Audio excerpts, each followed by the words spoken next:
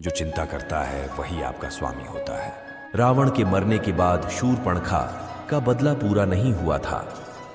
जब शूर्पणखा को पता चला कि राम ने सीता को त्याग दिया है, उस वक्त उसने सोचा कि सीता के जले पर नमक छिड़कने का वक्त है। राम ने रावण का वध किया और वह अयोध्या लौटे तो उनकी प्रजा ने सीता की पवित्रता पर सवाल उठाया। पति का मान रखने के लिए गर्भवती सीता वन में रहने चली गई थी। जब शूर्पणखा ने सुना कि सीता को उसके पति भगवान राम ने त्याग दिया है, तो उसे एहसास हुआ कि अब कार्रवाई करने का समय आ गया है। उसे याद आया कि कैसे भगवान राम और उनके भाई लक्ष्मण ने उसका अपमान किया था और उसकी नाक काटकर उसकी गरिमा को ठेस पहुंचाई थी। शूर्पणखा के इस अपमान के बाद ही उसके भाई रावण ने राम से बदला लेने का फैसला किया था। हालांकि चीजों ने एक और मोड़ ले लिया और रावण राम के हाथों मारा गया। उनके अयोध्या लौटने पर जब अयोध्या के निवासियों ने सीता की पवित्रता पर सवाल उठाया, तो भगवान राम को उन्हें छोड़ने के लिए मजबूर होना पड़ा। एक कर्तव्यपरायण पत्नी के रूप में उन्होंने उनके फैसले को स्वीकार कर लिया और अपने अजन्मे बच्चे के साथ महल छोड़ दिया।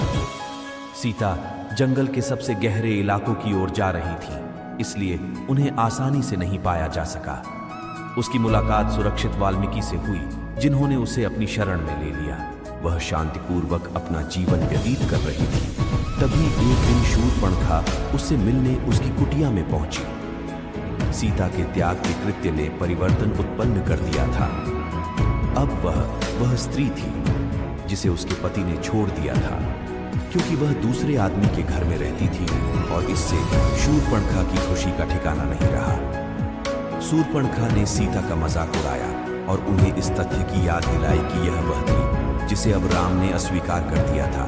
जैसे एक बार शूर्पणखा उनसे निराश हो गई थी, उसने उसे उन अपमानों की भी याद दिलाई जो उसने सहे थे और वह कितनी खुश थी कि सीता को अब उसके जैसा ही भाग्य सहना पड़ेगा।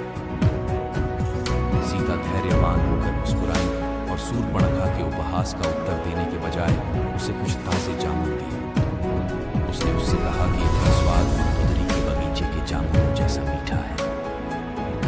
उसे मुस्कुराते और अविचलित देखकर शूर्पणखा असमंजस में पड़ गई, क्योंकि उसे उम्मीद थी कि सीता दर्द से चिल्लाएगी ताकि वह सीता के दर्द से आनंद प्राप्त कर सके। लेकिन सीता को कहीं भी दर्द या दुख नहीं था, क्योंकि उन्होंने अपने भाग्य को स्वीकार कर लिया था। शूर्पणखा की नाराजगी को समझते हुए सीता ने कहा, मैं कब तक उम्मीद करूंगी कि मेरे आस पास के लोग भी मुझसे उतना ही प्यार करें जितना मैं उनसे करती हूं। जब दूसरा आपसे प्यार नहीं करता, तब भी दूसरे से प्यार करने की शक्ति अपने अंदर खोजें। बिना किसी शर्त के दूसरे को खिलाकर अपनी भूख मिटाएं। सीता को इतनी शांति से बोलते हुए सुनकर शूर्पणखा और भी क्रोधित हो गई और उसने अपने अपमान के लिए न्याय की मांग की। सीता ने उसे आगे समझाया कि उसके दोषियों को पहले ही सजा मिल चुकी है। सीता ने उन्हें बताया कि जब से दशरथ के पुत्रों ने उन्हें विकृत किया है, तब से उन्हें कोई शांति नहीं मिली है। फिर भी शूर्पणखा निरंतर प्रयास करती रहती है। सीता ने उसे सलाह दी कि जाने दो और आगे बढ़ जाओ। जो लोग उसे चोट पहुंचाते हैं वे अपने दिमाग का विस्तार नहीं कर सकते, लेकिन निश्चित रूप से वह कर सकती है। उसने उसे समझाया कि उसने शूर्पणखा ने खुद को अपने शिकार में फंसा लिया है और ऐसे तो वह रावण जैसी ही हो जाएगी जब उसके भाई मर रहे हों, उसके बेटे मर रहे हों और उसका राज्य चल रहा हो। तो सीता ने उसे अपनी कुलीनता की कल्पना करते हुए सीधे खड़े रहने के लिए कहा। सीता ने कहा कि संस्कृतियां आती हैं और जाती हैं, राम और रावण आते हैं और चले जाते हैं, प्रकृति जारी है। मैं प्रकृति का आनंद लेना पसंद करूंगा।